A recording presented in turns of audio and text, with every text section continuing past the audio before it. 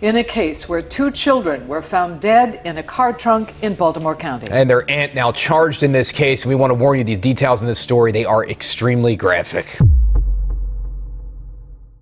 In July 2021, a routine traffic stop in Baltimore, Maryland, spiraled into one of the most disturbing child homicide cases in recent memory.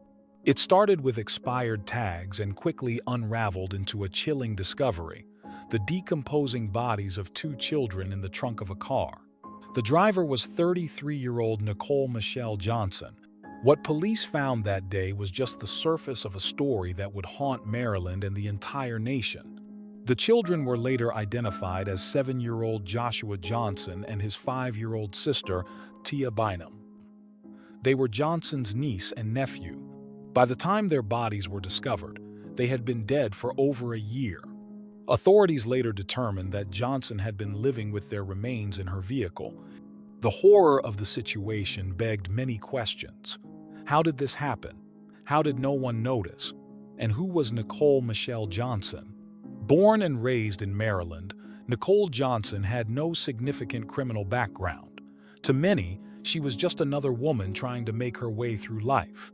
But the facade shattered on the 28th of July, 2021, when officers pulled her over for driving with fake paper tags and speeding. She was asked for her license, registration, and insurance, which she could not produce.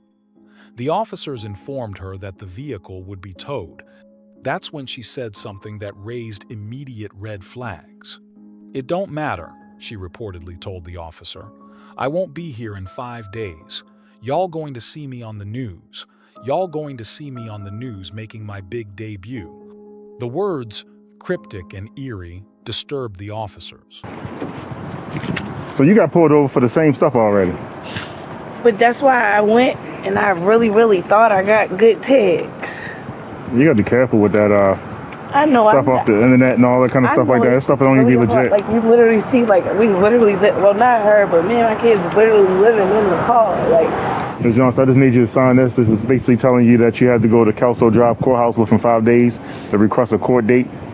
If you don't request a court date within 5 days, they can issue a warrant for your arrest. This is not meant to guilt. Be here in 5 days. I swear to God. Like I can't go through anymore. To explain to you. I know, but I'm just saying. So what I'm like, just explaining. I'm not even talking about in Baltimore. Watch tomorrow, y'all. We're gonna see me on the news. Y'all are gonna see me make my big debut. I swear to God. When they informed her that the car would be searched as part of the towing process, Johnson allegedly tried to flee. It was already too late. I need to know what that smell is. I am. I'm about to show you. What? Open that up. Open that up. What the f***? Get the f*** in! Put your hands up! Don't you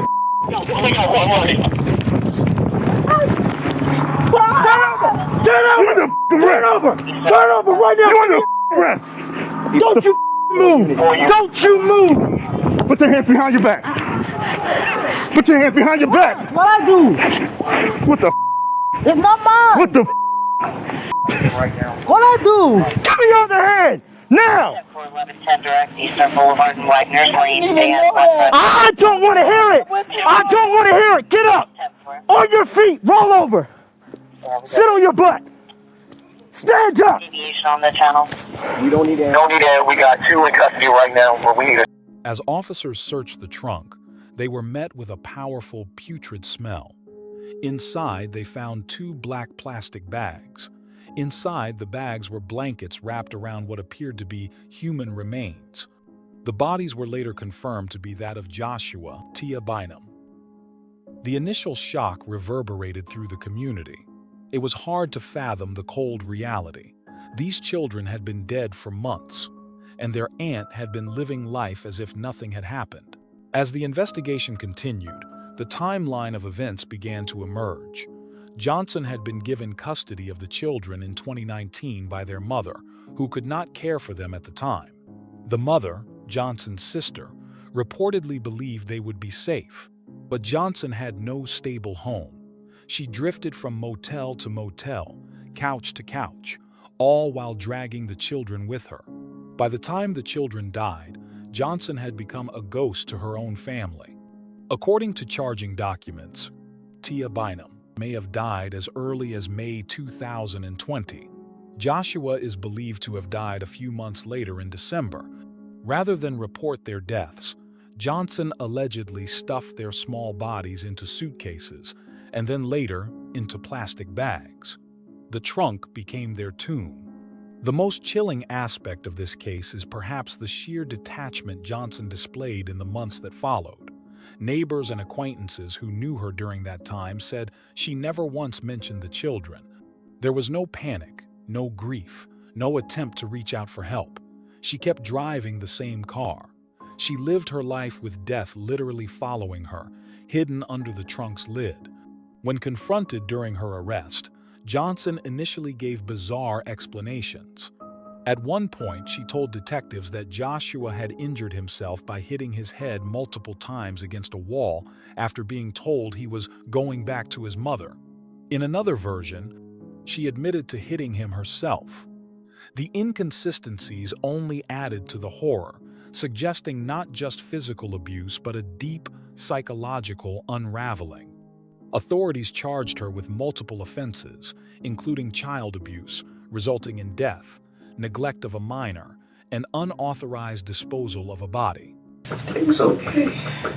She making an argument about it, and I'm all like, what am I arguing for? Just open it and let them look in it. I should have known that person was stupid. So stupid. So stupid. So stupid. I don't want to cry so bad. I can't even cry because it's powerful. It's powerful. That's their mother? Mm-hmm. Who are they? But that's when I had him. If you look at him when I had him, So that's who? That's Joshlyn. And that's who? Remember, Okay. when you look at him when she had him, and when I had him, you probably got this picture off her page, but it definitely came from mine.